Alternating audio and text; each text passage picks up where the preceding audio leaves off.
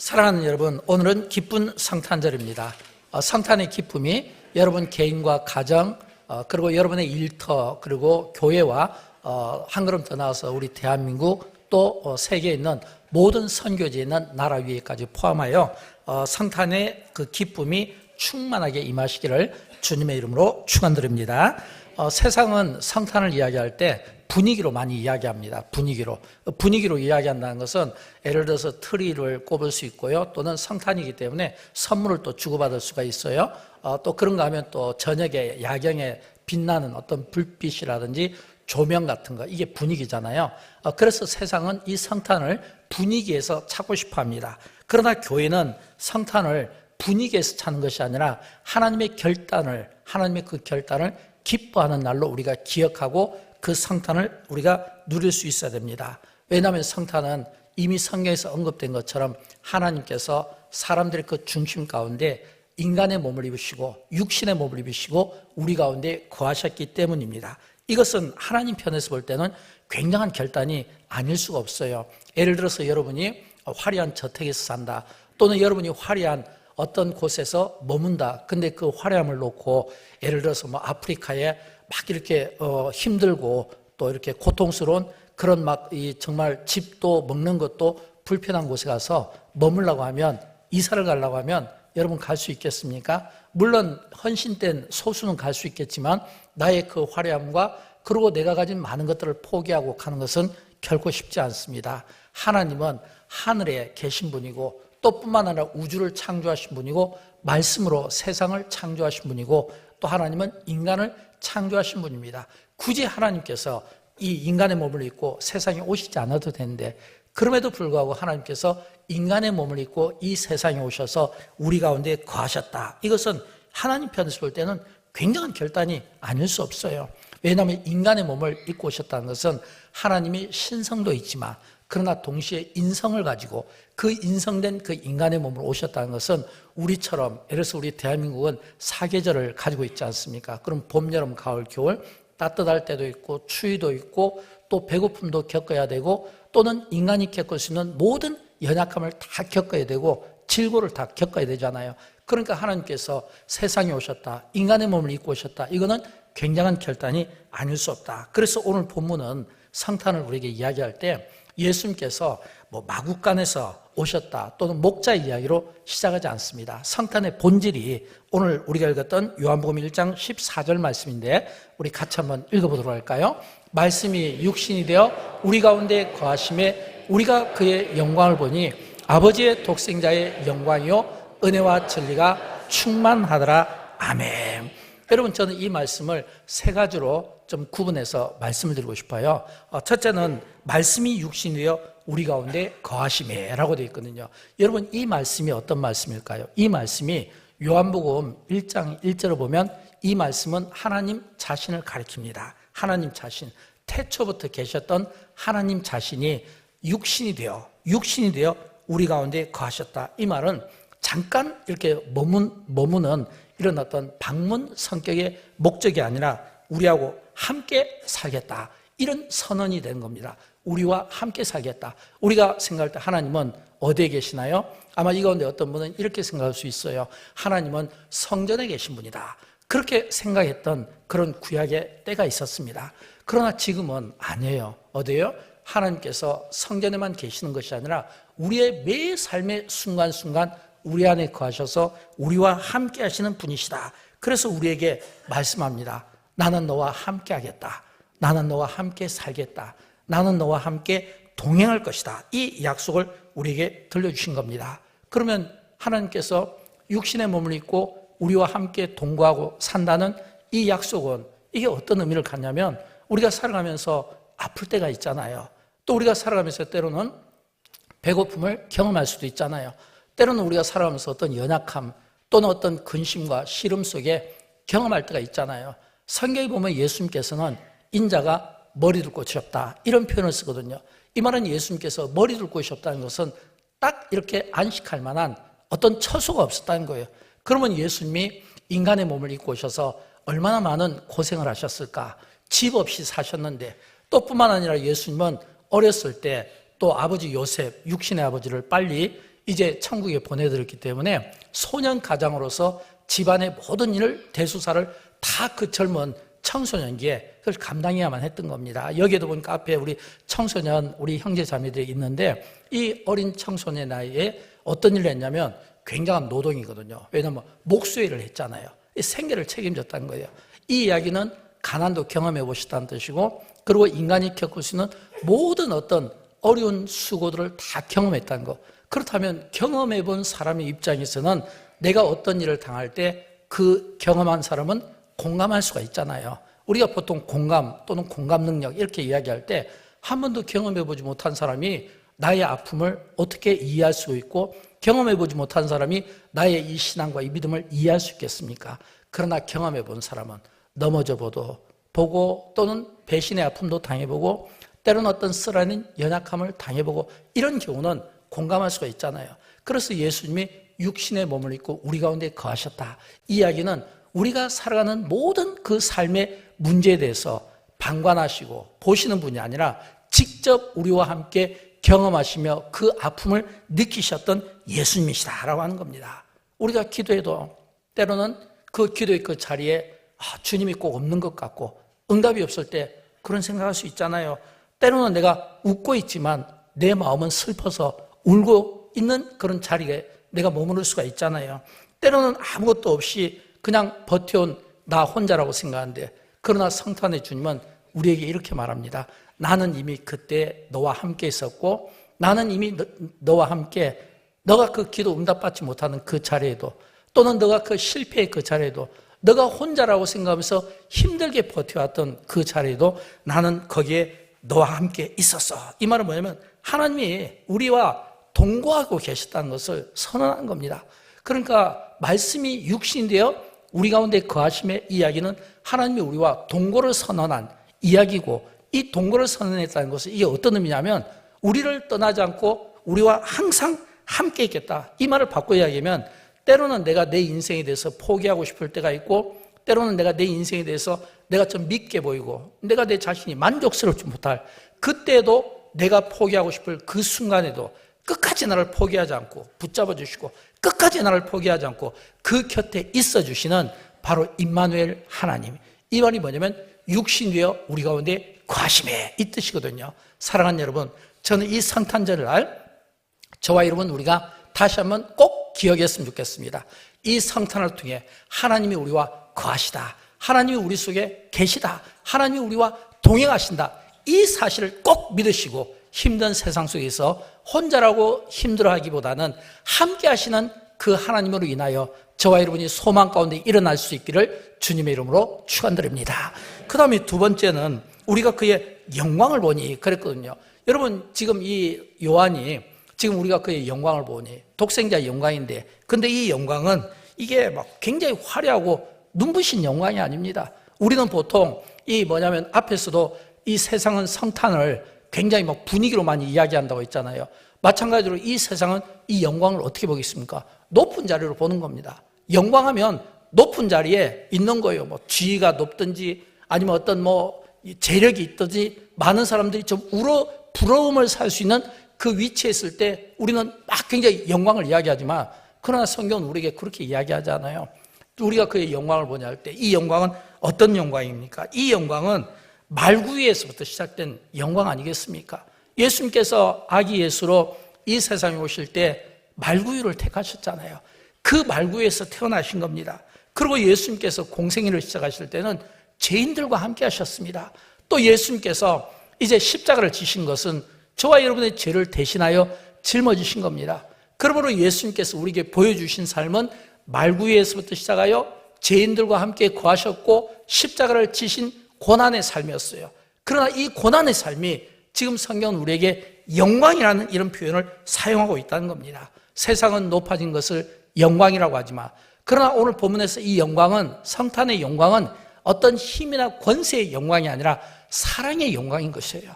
하나님이 우리를 사랑하시기 때문에 그 사랑 때문에 그 사랑을 기억하면서 그 사랑 때문에 낮고 낮은 말구에서부터 오셔서 우리를 위해 걸어가신 이 독생자의 영광이다라고 하는 겁니다. 저는 예배 때 바로 이 영광을 우리가 볼 수 있었으면 좋겠어요. 화려하고 준비된 영광이 아니라 가장 낮고 낮은 자세로 오셔서 우리의 삶 속에서 우리와 함께 가장 낮은 데서부터 우리를 붙들어 일으켜 세워주시는 이 독생자의 영광을 오늘 이 예배 가운데 볼 수 있기를 바라고, 이 독생자의 이 영광을 이 성탄에 저와 여러분이 경험할 수 있기를 주님의 이름으로 축원드립니다. 세 번째는 은혜와 진리가 충만하다. 이건 이 말씀의 결론 부분에 해당합니다. 여러분, 은혜란 우리를 다시 안아주는 뜻이 있습니다. 우리를 다시 안아주는 하나님의 마음을 이야기합니다. 우리를 다시 안아주는 하나님의 마음. 우리가 어떤 공로나 어떤 행위와 관계없이 여전히 나는 부족하고 여전히 나는 주님 보실 때 여러 많은 부족한 부분이 있지만 그것과 관계없이, 나의 실패와 관계없이 나를 꽉 싸매주고 안아주고 그리고 믿어주고 나를 일으켜주시는 이 은혜가 있고, 진리라는 것은 뭐냐면 나를 다시 일어나게 하시는 하나님의 약속이라고 볼 수 있어요. 나를 다시 일으켜 세워주는 하나님의 손과 같은 그런 의미가 담겨져 있는 겁니다. 그러므로 은혜와 진리가 충만하다, 이 이야기는 주님이 우리를 은혜로 품으시고 또 진리로 우리를 다시 걷게 하신다라고 하는 겁니다. 사랑하는 여러분, 이제 우리가 이 성탄절을 마치면 다 우리가 밖에 나가고 또 우리가 세상 가운데 가게 되지 않겠습니까? 그러면 성탄 이후에 우리의 삶은 어떻게 될까요? 달라져야 되지 않겠습니까? 그러나 우리가 이미 경험적으로 알고 있는 것은 우리가 이 성탄의 이 기쁨과 찬양과 이 영광을 우리가 누리고 있지만, 우리가 감사함으로 우리가 충만한 가운데 우리가 세상을 나가지만, 그러나 기다리는 현실은 여전히 어려울 수밖에 없어요. 기다리는 현실은 여전히 내 생각대로 되지 않는 어떤 상황들이 펼쳐질지도 모릅니다. 그러나 우리는 이 성탄절을 통해, 이 성탄 예배를 통해 우리가 반드시 확인해야 될 게 있는데, 그것은 뭐냐면 지금 나가도 현실은 바뀌지 않지만 그러나 딱 한 가지, 그건 뭐냐면 내가 혼자가 아니라는 거예요. 내가 혼자가 아니라는 거. 내가 혼자가 아니라 주님이 나와 함께 하신다는 거, 주님이 내 속에 계신다는 거, 주님이 나의 인생길을 인도해 주신다는 거, 주님의 그 은혜와 그 긍휼이, 그 진리가 나를 품고 나를 안고 가신다는 거. 그래서 우리는 주님의 인도하심을 받는다는 거. 이 말은 뭐예요? 내가 혼자가 아니라 주님이 나와 함께 동행하신다, 이 사실을 반드시 믿음으로 받아들이시기를 주님의 이름으로 축원드립니다. 그럴 때 우리는 비로소 기쁨이 되는 거 아닙니까? 여러분, 성탄이 기쁜 것은요, 주님이 나와 함께 하시는 거예요. 주님이 거하셔서 주님이 나와 함께 하시고 주님이 동행하시고 내 인생길을 인도하시기 때문에 성탄이 기쁜 거예요. 그래서 이 성탄이 기쁜 이유를 제가 세 가지로 좀 이렇게 적었는데 좀 올려주시겠습니까? 첫 번째는, 성탄은 하나님이 인간을 포기하지 아니하셨다는 가장 분명한 증거인 겁니다. 여러분이 여러분 자신을 포기하지 마십시오. 여러분이 여러분의 자신에 대해서 낙심하지 마십시오. 왜냐하면 하나님이 내 인생을 창조하시고, 하나님이 나를 하나님의 형상으로 만드시고, 하나님이 내 인생을 붙들고 계시고, 하나님이 지금 나와 함께 하신다는 것은 나를 포기하지 않는 거예요. 내가 나를 포기할 수 있는 그 상황 가운데서도 포기하지 아니하시는 그 하나님의 은혜가 있고, 이 성탄은 내가 너를 포기하지 않았다, 두려워하지 말라, 놀라지 말라, 나는 너와 항상 함께 있을 것이다 라고 하는 이 분명한 증거가 오늘 이 성탄절에 다시 한번 여러분의 삶 속에 회복되기를 진심으로 축복합니다.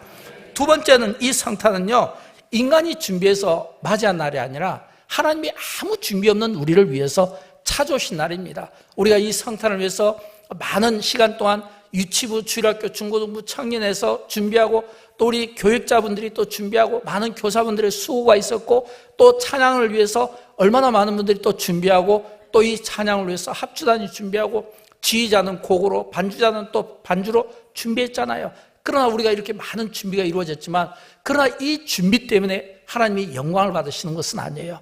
이 준비는 받은 은혜에 대해서 우리가 하나님 앞에 영광을 올려드린 자리지만, 그러나 이 성탄의 진정한 목적은 하나님이 준비 없는 곳에 우리를 찾아오신 날입니다. 그래서 예수님께서 이 세상에 오실 때 그 오신 그 곳이 어디입니까? 가장 초라한 작은 도시에, 가장 초라한 마구간에 아무 준비가 없는데 찾아오신 영광이잖아요. 그 영광의 그 기쁨과 그 영광의 준비 없이 찾아온, 그러나 우리를 자녀 삼아주신 이 은혜를 생각하면 우리가 어찌 감사하지 않을 수 있겠는가라고 하는 겁니다. 우리를 위해서 찾아오신 주님, 우리를 위해서 찾아오신 주님, 이 주님의 은혜가 저와 여러분의 삶을 떠나지 않고 항상 함께해 주시기를 진심으로 축복합니다. 세 번째는, 성탄은 교회의 존재 이유가 되어야 됩니다. 저는 그렇게 생각합니다. 여러분, 성탄은 교회의 존재 이유가 되어야 합니다. 여러분, 왜 영광교회를 하나님께서 이 세상에 두셨을까요?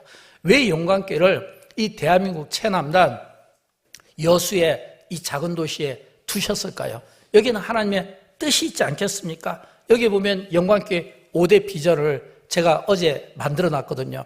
이 영광교회 이 5대 비전이 영광교회가 존재하는 이유가 되고, 이 비전을 통해서 영광교회는 앞으로 나가게 될 것입니다.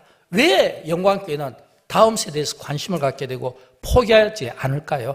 영광교회가 이 다음 세대를 포기할 수 없는 것은, 우리가 어제 저녁에 유치부부터 이렇게 쭉 청년들에 이르기까지 많은 우리의 자녀들의 그 아름다운 모습을 보고, 그 자녀들이 하나님을 찬양하고 하나님을 경배하는 모습을 보면서 우리가 다음 세대에 굉장한 비전을 갖게 되고 희망을 갖게 되고, 이 다음 세대에 대한 가슴 벅찬 어떤 마음들을 갖게 되는 거예요. 왜냐하면 교회는 반드시 하나님께서 이 세상에 두신 이유를 알아야 되고, 그 두신 이유 가운데 하나는 뭐냐면 다음 세대예요. 우리의 자녀 세대, 우리 기성세대보다, 우리의 믿음의 이 1세대, 2세대보다 더 아름다운, 더 축복된 세대로 그들이 하나님의 말씀으로 양육받아 잘 세워봤는데, 저는 하나님이 영광교회를 반드시 쓰신다고 믿습니다. 그래서 영광교회를 두었다고 저는 믿습니다. 그래서 다음 세대를 두었다고 믿습니다. 또 있어요. 영광교회는 여기에 나중에 여러분이 보시면 알겠지만, 또 한 해 동안 또 하나님께서 많은 선교의 열매를 두셨습니다. 또 많은 구제 열매를 주셨습니다. 왜냐하면 지구촌 모든 나라, 민족, 북한부터 시작해서 이런 많은 해외의 나라들에게 또 선교에 또 힘쓰고 있고, 또 구제를 통해서 어렵고 힘든 많은 이웃분들을 위로하고 격려하고, 그래서 우리가 엊그저께도 또 이렇게 희망의 선물 박스를 많이 돌렸잖아요. 이 희망의 이 선물 박스가 어떤 분에게는 이게 굉장히 힘이 되는 거예요. 어떤 분에게는 격려가 되는 거예요. 한 번도 교회를 나오시지 않은 분이 이 선물 박스를 받고 감격하여 저에게 연락을 하신 분이 있고, 또는 이 헌금 봉투에다가 또 이렇게 헌금을 하신 분도 있어요. 어디에 쓰는지를 몰라서 뒤에다가 이렇게 써서 또 저에게 전달하신 분도 있습니다. 무엇을 뜻할까요? 이게 작은 박스 같지만, 그러나 이 작은 박스가 어떤 분에게는 굉장히 격려가 되고, 내가 이렇게 사람들에게 존중을 받고 또 이렇게 교회에서 이렇게 고마워하는 이런 마음들, 이 뭐냐면, 이웃이라는 것은 뭐냐면 서로 따뜻한 관계잖아요. 이런 이 따뜻한 아름다운 이 관계가 이렇게 이루어지는 것, 저는 하나님의 영광교를 위해서 그런 일들을 저는 쓰신다고 믿습니다. 우리가 선교하는 것도, 우리가 전도하는 것도, 우리가 다음 세대를 위해서 우리가 애를 쓰는 것도, 하나님이 그 이유가 굳이 뭐냐고 만약 저에게 물으신다면, 하나님이 이 세상에 오실 때 어떤 모습으로 오셨냐면, 가장 낮고 가장 약한 모습으로 오셨다는 것은 누구든지 하나님을 만날 수 있도록 문턱을 낮춘 거예요. 누구든지 하나님을 만나는데 장애가 없도록 만들어주신 거예요. 그리고 예수님은 그렇게 사셨어요. 예수님은 그렇게 짧은 공생애를 가장 낮은 곳에서부터 약자 중심의 생각과 사고를 가지고 모든 사람들에게 은혜와 긍휼을 베풀고, 그들이 진리 안에 머물도록 그분은 조금도 자기의 삶을 아낌없이 물과 피를 다 쏟으시면서 십자가의 그 사랑을 우리에게 보여주신 겁니다. 그래서 교회는 그리스도의 그 삶을 그대로 본받는 거예요. 하나님이 세상에 오셨기 때문에, 마찬가지로 하나님의 그 사랑을 받은 그 교회가, 그 공동체가 또 이 세상과 이웃을 위해서 똑같이 빛과 소금처럼 나가는 것입니다. 그래서 우리는 이 성탄 이후의 삶이 저는 중요하다고 생각합니다. 왜냐하면 우리가 이 성탄을 맞이하는 삶도 있지만, 그러나 이 성탄을 맞이한 이후에 또 우리의 삶은 어떻게 달라져야 될까요? 여러분, 성경은 많은 경우 우리에게 그리스도의 초림과 또 그리스도의 탄생과 그리스도의 십자가의 죽으심과 부활과 그리고 그리스도의 재림, 강림을 우리에게 약속하고 있습니다. 그리스도의 초림부터 그리스도의 재림까지 일관되게 우리에게 들려주는 메시지가 있어요. 그게 뭔지 아십니까? 내가 너와 함께하겠다. 함께하겠다는 거예요. 그래서 마태복음 1장 23절에 보면 예수님께서 이 세상에 오실 때 임마누엘, 하나님이 우리와 함께 계신다, 하나님이 우리와 함께 하신다는 이 약속을 주셨다면, 예수님은 십자가의 이 고난을 지시기에 앞서 제자들과 헤어질 때 하신 말씀이, 내가 너희를 고아와 같이 버려주지 않냐고, 너희에게로 오리라, 고아처럼 버려주지 않냐고. 이 말은 함께 하신다는 거예요. 너희에게 오리라, 너희에게 온다는 이 말씀은 재림을 염두에 둔 말씀이에요. 이 말씀은 다시 돌아온다는 말씀이에요. 그래서 이 말씀대로 다시 내가 돌아올 때까지 세상에 사는 너희들을 향해 마태복음 28장 20절에서 우리에게 주신 말씀은 뭐냐면 내가 세상 끝날까지 너희와 항상 함께 있으리라. 함께라는 겁니다. 그래서 예수 그리스도께서 우리에게 이런 정신을 심어준 거예요. 그래서 하나님이 우리에게 오신 것처럼 교회는 마찬가지예요. 오늘 많은 이웃들을 향해서 많은 약자들을 통해 또 믿음 세대 그리고 믿지 않는 미래 우리 성도들까지 포함해서 주님이 항상 그들과 함께 하신다는 이 약속의 말씀을 붙잡는 거예요. 이게 말씀이 육신이 되어 우리 가운데 거하심의 그 뜻이 있는 거예요. 사랑하는 여러분, 저는 이 성탄에 이 한 가지를 꼭 기억했으면 좋겠어요. 그것은 뭐냐면 이 성탄절은 하나님이 친히 인간의 몸을 입으시고 육신의 몸으로 그리고 우리 가운데 오셨다는 것은 세상의 한 중심에 우리 가운데 오셨다는 것이고 그리고 우리 가운데 우리 속에 오셔서 우리와 함께 하신대. 언제까지요? 항상 함께 있으리라. 그리스도께서 재림하실 때까지 이 땅에서 사는 동안 우리를 떠나지 않겠다는, 우리를 포기하지 않겠다는, 끝까지 내가 너와 함께하며 너를 고아처럼 홀로 남겨두지 않겠다고 하는 이 하나님의 약속과 이 하나님의 의지를 저와 여러분이 믿으시고 이 험한 세상 우리가 힘들지만 그러다 견뎌낼 이유가 있고 힘들지만 주님이 나와 함께 하시기 때문에 내가 또다시 일어날 수 있는 용기가 있게 되고 믿음을 갖게 되고 이 믿음과 이 용기와 이 기도를 통해서 이 세상을 아름답게 만드는데 영광교회를 통해 저와 여러분이 함께 거룩하게 쓰임받기를 주님의 이름으로 축원드립니다. 사랑하는 여러분, 주님, 임마누엘 주님이 우리와 함께 하시면 어떤 일이 일어날까요? 외롭다고 생각했던 우리의 자리에 주님이 함께 하시니까 동거한다고 했잖아요. 동행하는 은혜가 생기는 겁니다. 또 주님이 우리와 함께 하시면 어떻게 될까요? 두려우신 분이 계십니까? 혹시라도 여러분 가운데 두려움 속에 있다면 그 두려움이 변하여 기쁨이 되었으면 좋겠어요. 왜냐하면 성경은 우리에게 두려워하지 말라, 놀라지 말라, 나는 너의 하나님이라, 나는 너와 함께 하실 것이다. 역시 우리와 함께 하신다는 이 말씀이 여러분 안에 있는 모든 두려움들을 물리치고 함께 하시는 그 은혜의 하나님으로 인해서 저와 여러분이 믿음의 자리로 세워지기를 진심으로 축복합니다. 여러분, 삶을 포기하지 마십시오. 요즘 어렵잖아요. 뭐 청년 실업도 있고 또는 뭐 공단의 어떤 이런 노동의 어떤 어려움도 있고 직장의 어떤 위기, 뭐 여러 어떤 경제적인 이런 암울함 속에서 때로는 가장으로서 그 어깨가 너무 무거워서 내려놓고 싶을 때가 있고 때로는 또 전업주부가 또 어떤 일들을 통해서 하지 못하면 또 힘들 수도 있고 또는 자녀들을 키우면서 겪게 되는 어려움들도 있고 또 요즘에는 우리가 이 감정을 잘 이게 통제가 안 돼가지고 작은 일에 사소하게 상처받고 작은 말이 때로는 우리로 하여금 굉장히 깊은 낙심의 자리로 이끌어가게 할 수가 있는 거예요. 막 내려놓고 싶을 때가 있어요. 포기하고 싶을 때가 있어요. 그러나 여러분, 내려놓고 포기하고 싶을 그때에도 주님이 우리와 함께하면 견뎌낼 수 있는 힘을 주시고 견디는 힘을 주고 붙잡아 주시는 그런 은혜가 있게 될 것을 믿으시기를 주님의 이름으로 축원드립니다. 사랑하는 여러분, 이제 우리가 예배를 마치게 되고 이제 각자의 삶의 터전으로 또 돌아와서 이제 일상으로 돌아가게 될 겁니다. 여러분이 일상으로 여러분이 돌아갈 때 여러분은 혼자가 아닙니다. 여러분은 혼자가 아니에요. 여러분이 혼자가 아니라 가족이 있고 또 이웃이 있고 또 구역원들이 있고 또 영광교회라는 울타리가 있겠지만 더 중요한 것은 하나님이 나와 함께 하신다. 하나님이 나와 함께 하신다. 임마누엘, 하나님이 함께 계시다. 오늘 이 은혜가 저와 여러분의 삶을 꼭 붙잡고 이 은혜 가운데 2025년 이 남은 이 마지막 이 주간을 아름답게 보내기를 원하고 이 은혜의 힘으로 또 이제 우리가 송구영신 예배를 통해서 또 이제 우리가 새해를 맞이하며 복된 새해가 저와 여러분의 삶 가운데 있게 되기를 주님의 이름으로 축원드립니다. 우리 다 함께 일어나실까요? 우리 함께 일어나셔서 우리 찬송가 122장 찬송하도록 하겠습니다. 찬송가 122장입니다.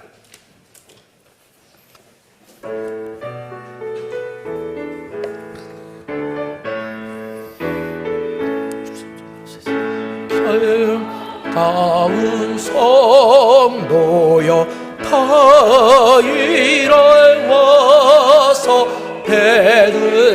베들레헴 성 안에 가봅시다. 저 그유에 누이신 아기를 보고 엎드려 절하세 엎드려 절하세 엎드려 절하세 그 주 나셨네. 저 천사여 찬송을 높이 불러서 이 광활한 천지에 울리어라. 주 하나님 앞에는 영광을 돌려 엎드려 절하세 엎드려 절하세 엎드려 절하세 그 주 나셨네. 이 세상에 주께서 탄생할 때에 참신과 참사람이 되시려고 저 동정녀 몸에서